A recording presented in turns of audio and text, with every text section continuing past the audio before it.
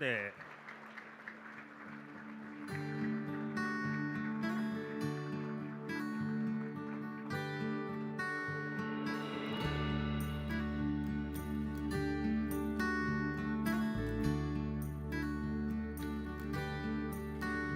We may now be seated.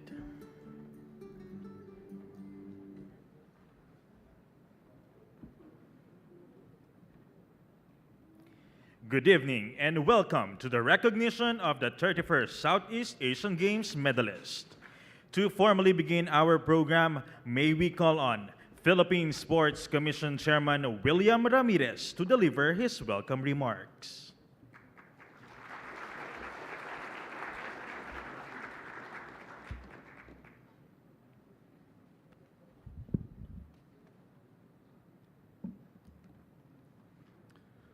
President Mayor Rodrigo Roa Duterte, magandang gabi, sir. Senator Bongo, Executive Secretary Salvador Medialdia, Congressman Faustino D., Chair of Sports of the House, our dear athletes, both medalists and non-medalists, coaches, ladies and gentlemen, a pleasant good evening. It was an extraordinary road we took to get here. After all, it is not every day that one can say he is in a lockdown.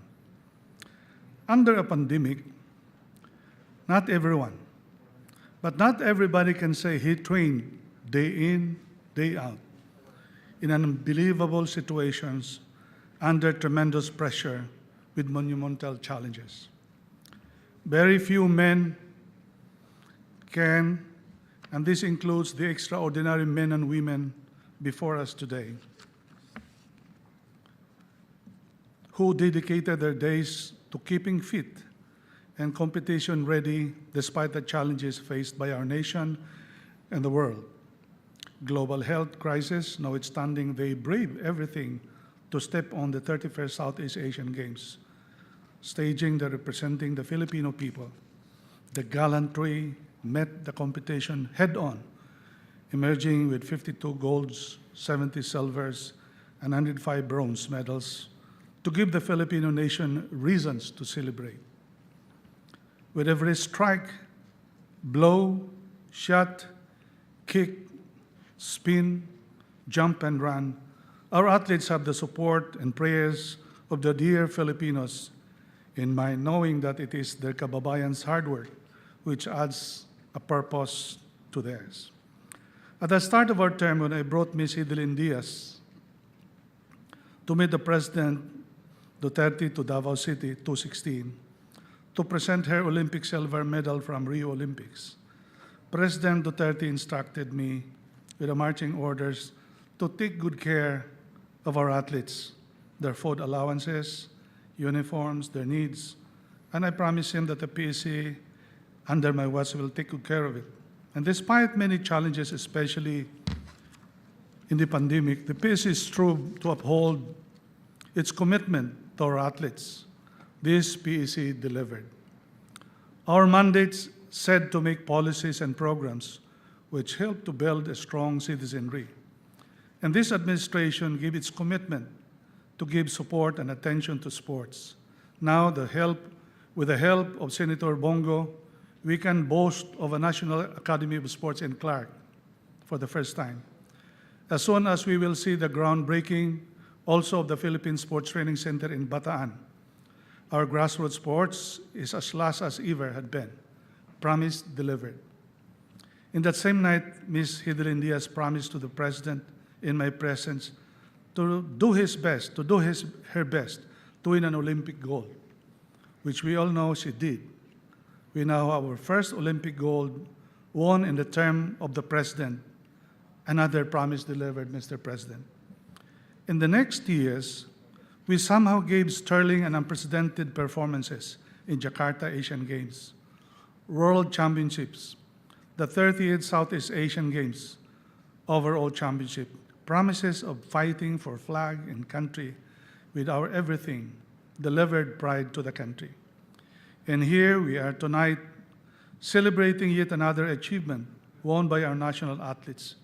Their commitment mirrors the trust and support given to them by you, sir, and the Filipino people.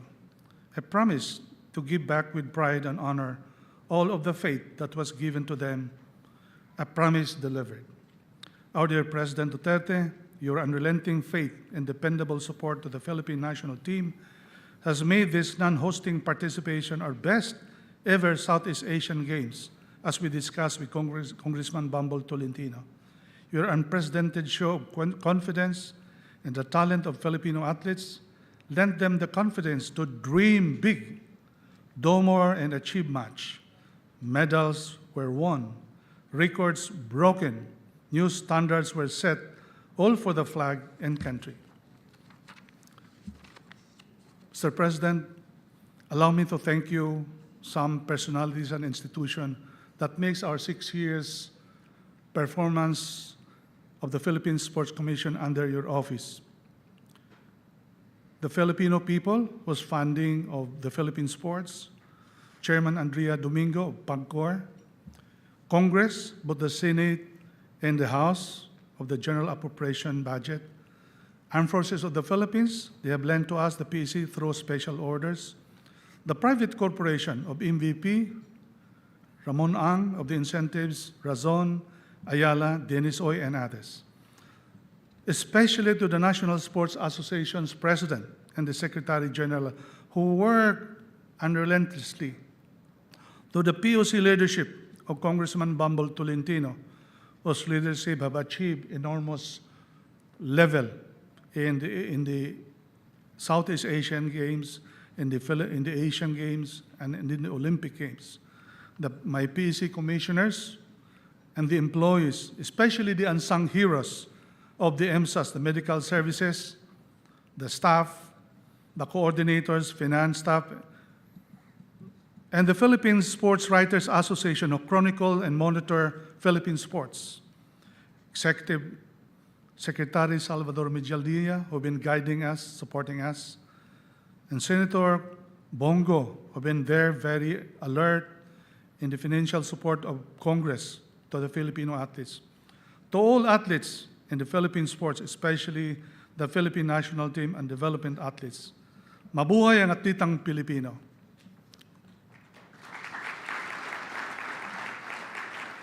Now, it is my honor to present to the Filipino people and to you, our dear President, the victorious Team Philippines, our coaches, officials, the medalists in the 31st Southeast Asian Games held in Hanoi. Athletes, official, please rise and cheer the President, please. Mabuhay ang Presidente ng Pilipinas. Mabuhay ang atletang Pilipino. Thank you. Thank you, Chairman Ramirez. We shall now proceed to the conferment of the Order of Lapu-Lapu, Rank of Kamagi. The President shall witness the conferment to the following athletes. May we call on the Office of Presidential Protocol to read the citation. The Order of Lapu-Lapu was established in 2017 and is conferred by the President of the Philippines in recognition of the exemplary service rendered by officials and personnel of the government, as well as private individuals, in significantly advancing a campaign or advocacy of the President, particularly acts of valor and kindness, described as extraordinary acts of service and exceptional contributions to the country.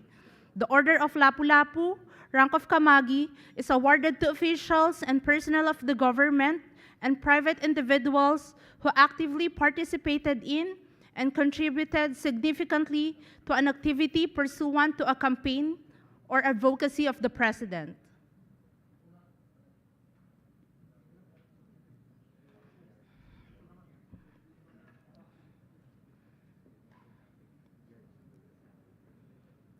The Order of Lapu-Lapu, Rank of Kamagi, is hereby awarded to Chloe Kennedy Ann Isleta, swimming.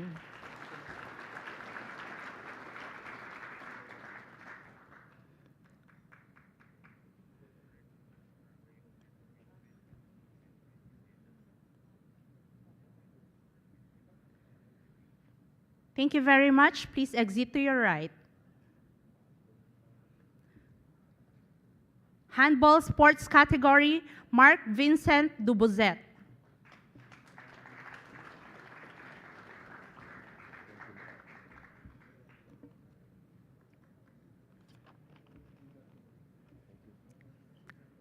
Thank you very much.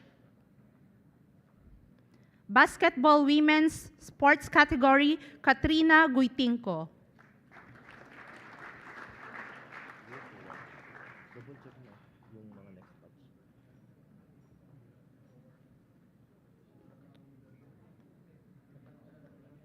Thank you very much. Angelica Marie Surada.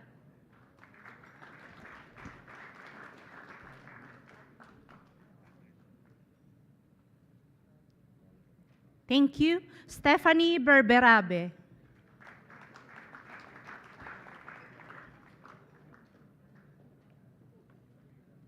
Thank you very much. Elisha Gabriel Bade.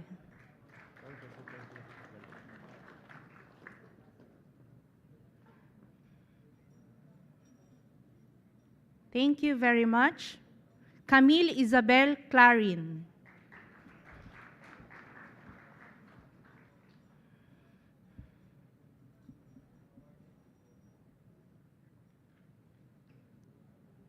Thank you. Courage sports category, George Angelo Baclagan.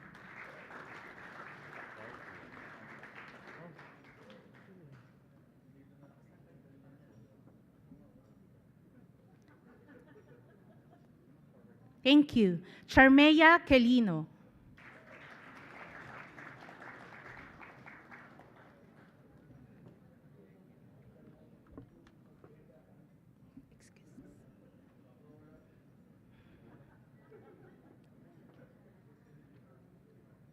Thank you. Beach volleyball sports category, Anthony Lemuel Arbasto Jr.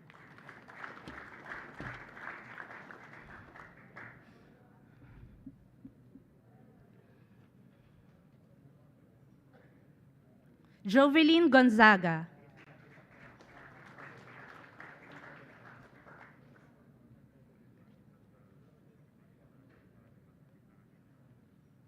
Thank you. Esports category, Matthew Arnaez.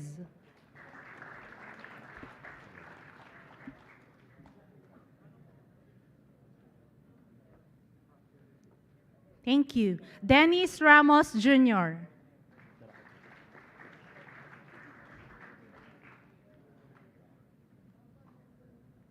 Thank you. John Kenneth Alde.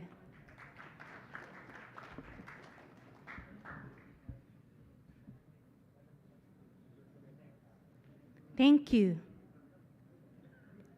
Christian Amores.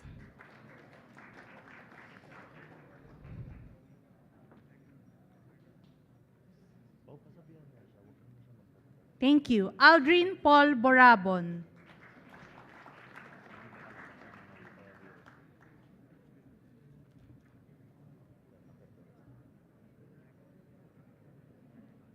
Thank you. Andre Dominic Soriano.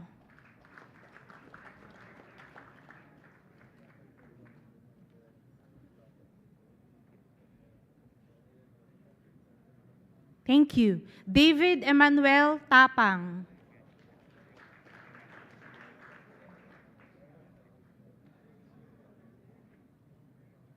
Thank you. John Edward Hortizuela.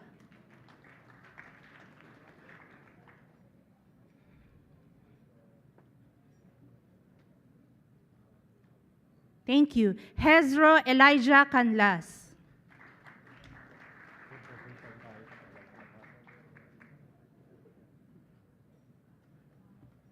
Thank you. John Rafael Retance.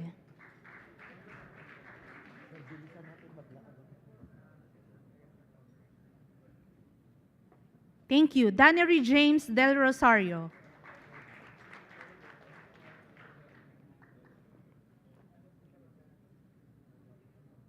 Thank you. Kyle Dominic Soto.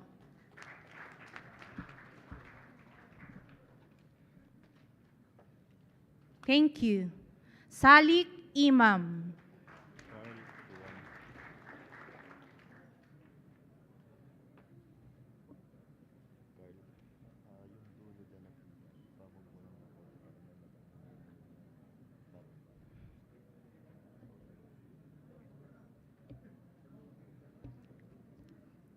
Thank you. John Mar Villaluna.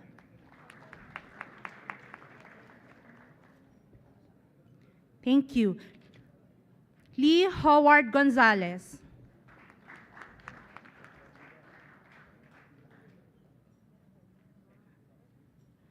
Russell Aaron Yusi.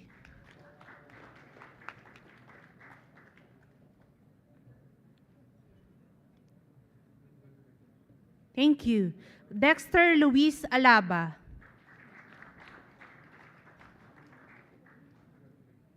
Thank you. Christine Ray Natividad.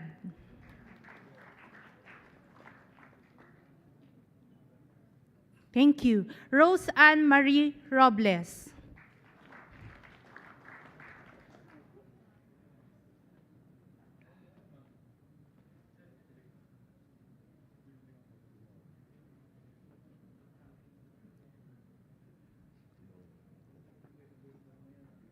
Thank you. Charisse Joyet Doble.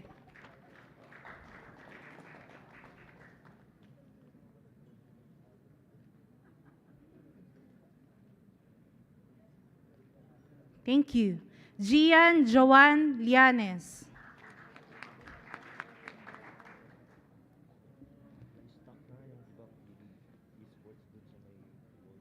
Thank you. April May Valiente.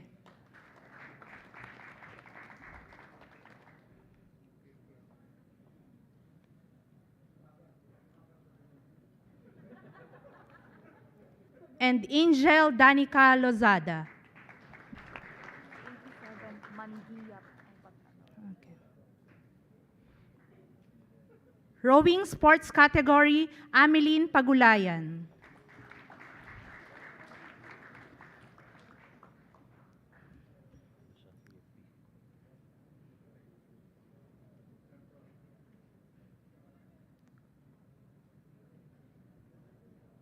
Thank you. Josephine Mirey Kwa.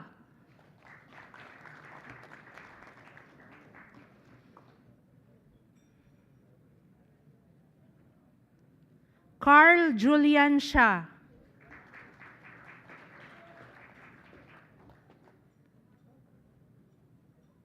Thank you. Faiza Jane Lenton.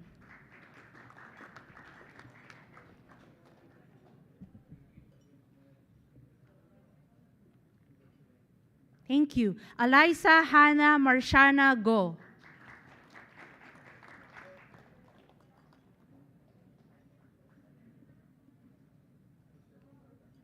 Thank you. Zuriel Sumintak.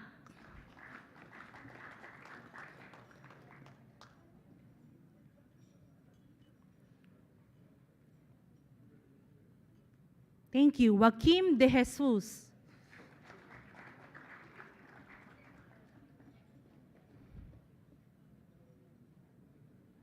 Thank you. Athens Greece Tolentino.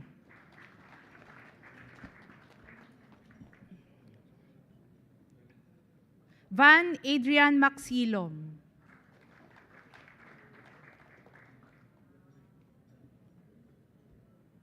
Thank you. Emmanuel Joseph Obanya.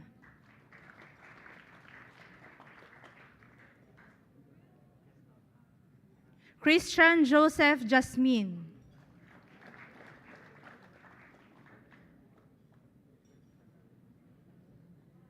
And Chris Nievares. Thank you. Football sports category, Anika Chabeli Castañeda.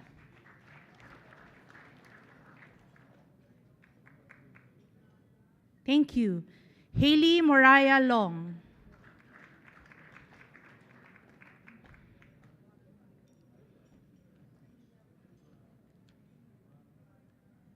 Thank you. Ina Christian Palacios.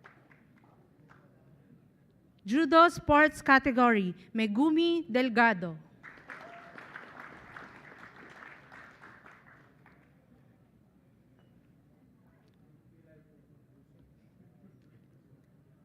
Thank you. Leia Jane Lopez.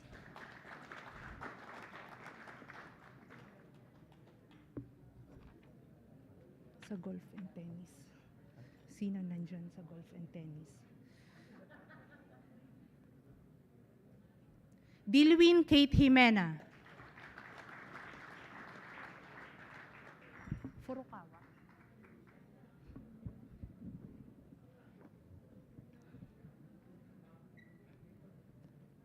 And Rena Furukawa.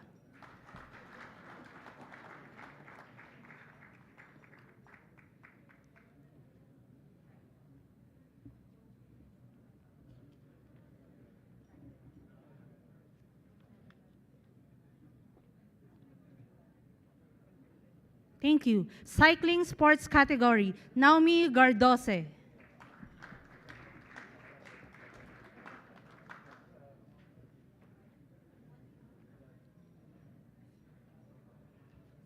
Jericho Rivera.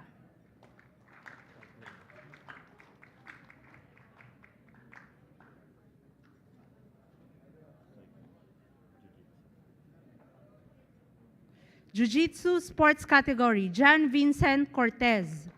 Nakuha mo yung pala.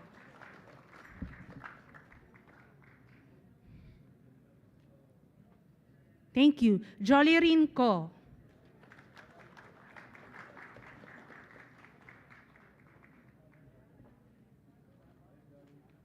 Wrestling Sports Category, Grace Loberanes.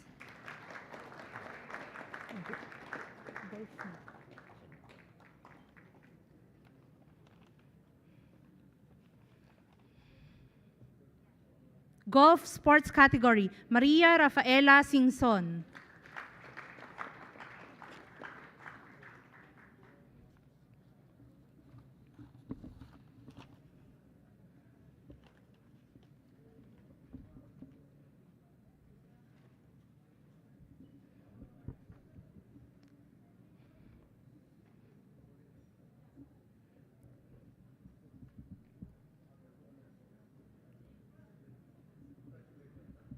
Thank you. Tennis Sports Category, Shaira Hope Rivera.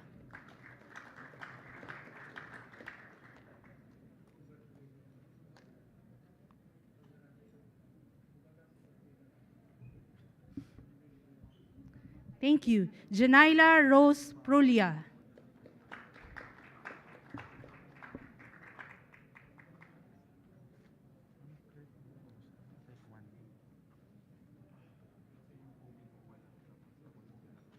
Taekwondo Sports Category, Israel Cesar Cantos.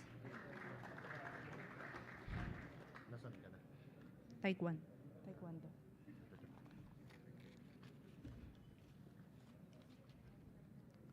Leila Delo.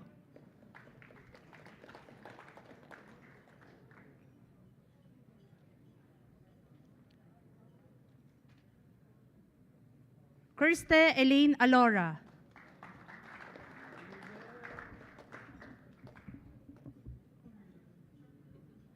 And Kurt Brian Barbosa.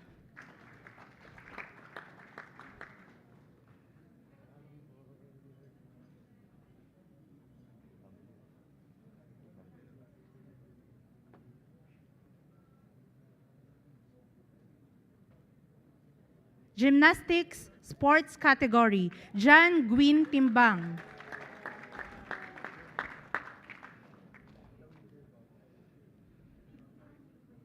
Juancho Miguel Besana.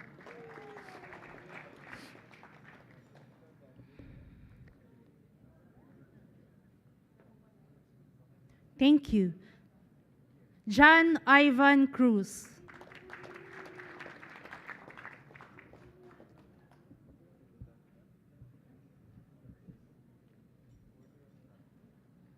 Thank you. Justin Ace De Leon.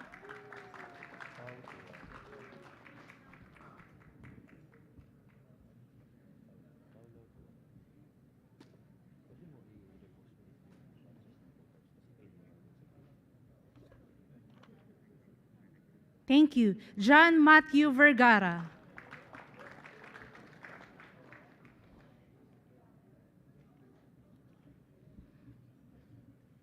Maria Cristina Loberanes.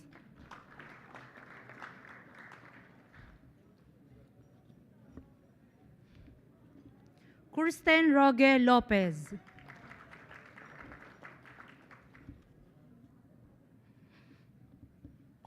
Thank you. Lucia Gabriel Gutierrez.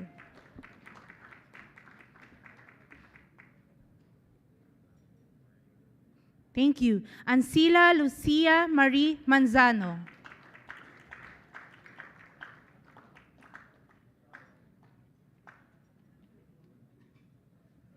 Thank you. Kickboxing sports category, Honorio Banario.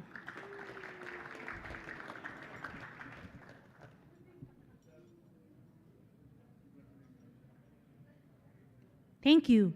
Emmanuel Cantores.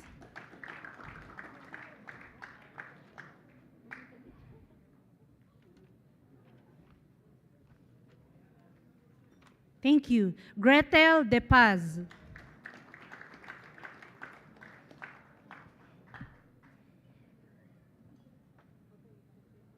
Zefania Ngaya.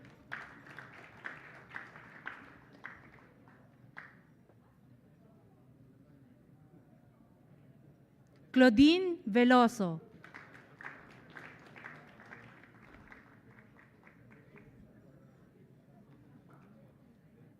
Thank you. And Gina Araos.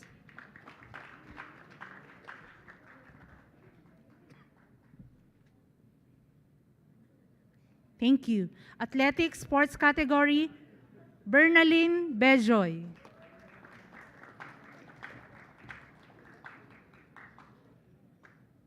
Thank you. Aliana Joyce Nicolas.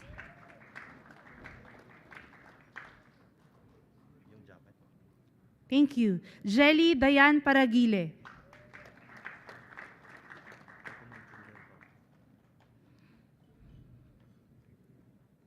Thank you. Sunny Wagdos.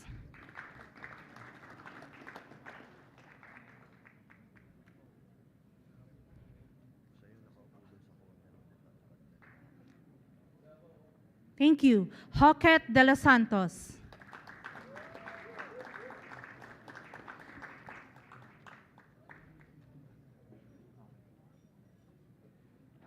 Mark Harry Diones.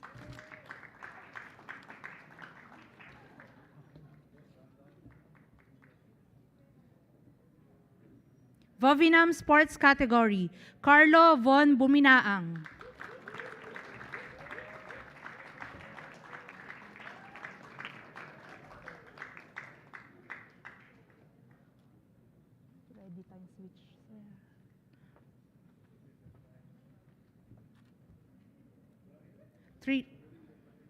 Triathlon sports category, Raven Faith Alcoseba.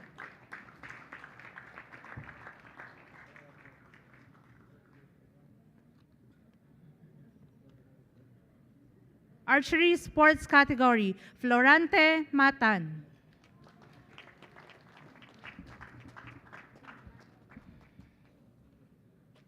Thank you. Andre Johan Olaño.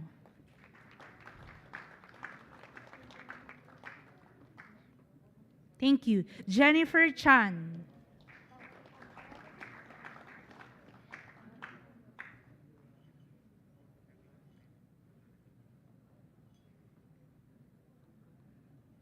Thank you. Phoebe Nicole Amistoso.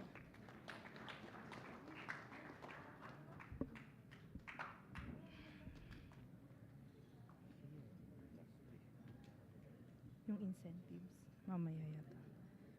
Pia Elizabeth Angela Bidaure.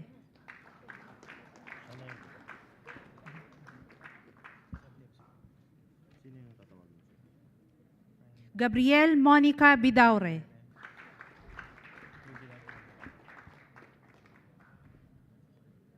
Weightlifting sports category, Rose G. Ramos.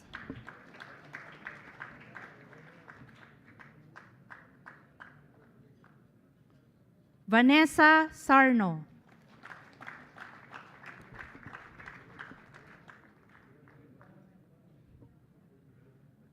Bowling sports category, Christian Dichanco.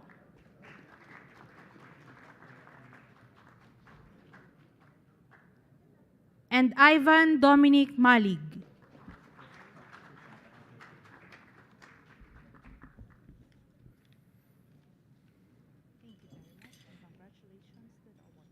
Thank you very much and congratulations to the awardees.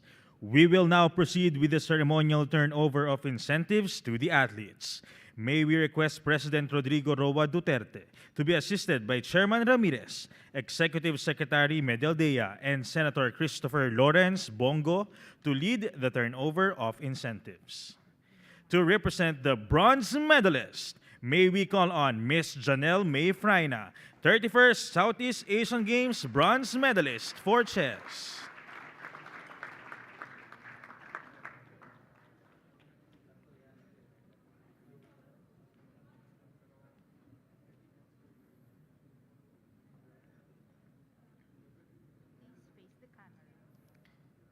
Please face the camera. Thank you. To represent the silver medalists,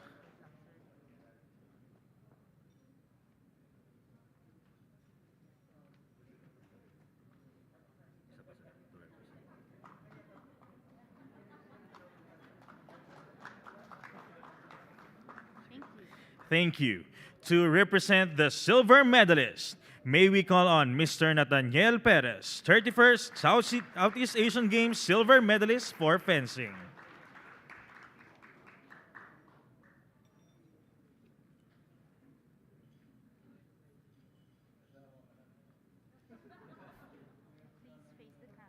Please face the camera.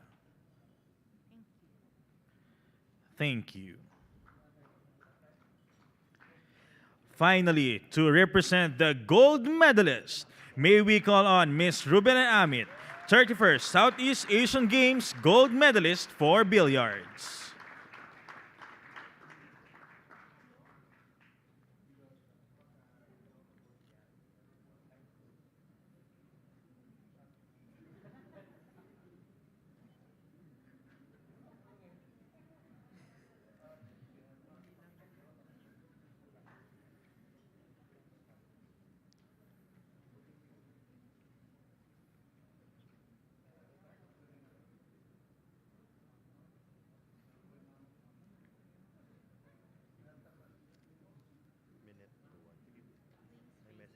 Please face the camera.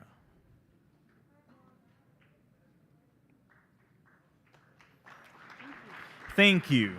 And thank you, Mr. President. Now, may we request Philippine Sports Commission Commissioner Ramon Fernandez to present the national team jacket to the President.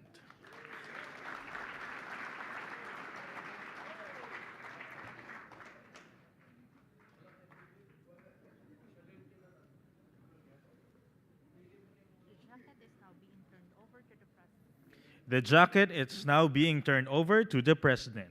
A round of applause, please. Please face the camera.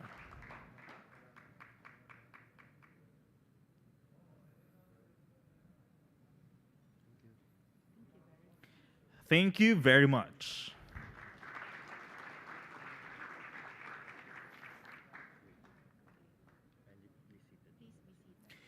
Please be seated.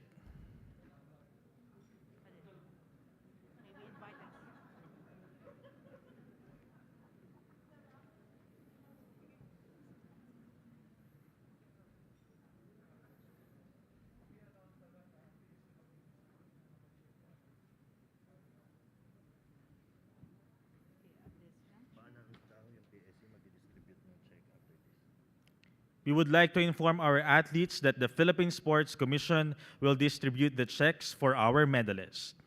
At this juncture, may we invite Executive Secretary Salvador Medialdea to introduce our guest of honor.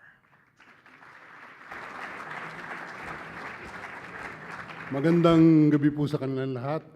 ang Pangulong nagmamahal sa atletang Pilipino, si Mayor Rodrigo Roa Duterte.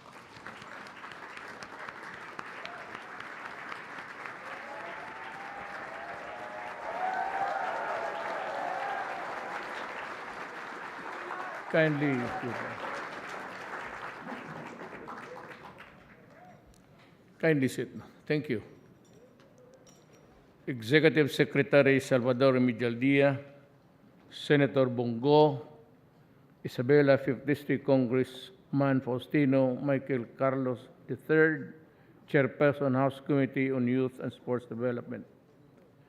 Officials of the Philippine Sports Commission led by Mr. William Ramirez, Philippine Olympic Committee President Abraham Tolentino, our proud athletes and coaches of the 31st Southeast Asian Games, other guests, ladies and gentlemen.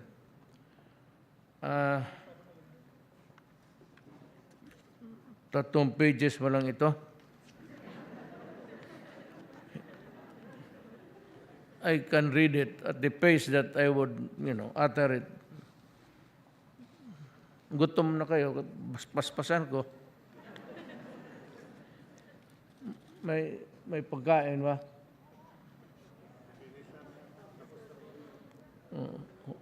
Manan nga, ano? I apologize for being late.